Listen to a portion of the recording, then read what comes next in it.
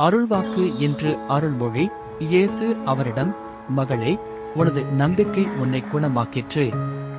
அமைதியுடன் போ, நீ நோய் நீங்கி நலமாயிரு என்றார். மார்க்கு 5:34.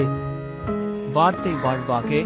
இன்றைய நற்செய்தியில் இயேசு தொழுகை கூட தலைவரான யாயிர் என்பவரின் மகள் நோயுற்று சாகும் தருவாயிலிருப்பதை இறைமகனிடம் முறையிட்டு, நீர் வந்து தொட்டால் போதும், என் மகள் குணம் பெறுவாள் என்று நம்பிக்கையுடன் கேட்டுக் கொண்டதன் பேரில் அவர்களோடு செல்லும்போது மக்கள் கூட்டம் நெருக்கிக் கொண்டு செல்கையில் 12 ஆண்டுகளாய் இரத்த போக்குடைய பெண், எந்த மருத்துவரும் கைவிட்ட நிலையில் இயேசு வருகின்றார் என்றதை கேள்வியுற்று அக்கூட்டத்தினுள் புகுந்து அவரது ஆடையை தொட்டால் போதும், நான் நலமடைவேன் என்று ஆழ்ந்த நம்பிக்கையுடன் தொடர்கிறாள்.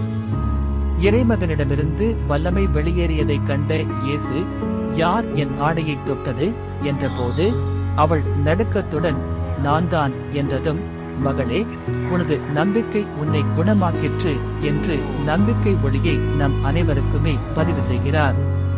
சுயாய்வு. 1. இறைமகனின் வாக்கு என்னில் பதிந்துள்ளதா? 2. எனது நம்பிக்கை எத்தகையது? உரசி பார்க்கிறேனா? இறைவேண்டல். அன்பு இயேசுவே, உமது வார்த்தை என் வாழ்வாகிடம் வரம் தாரும். ஆமென்.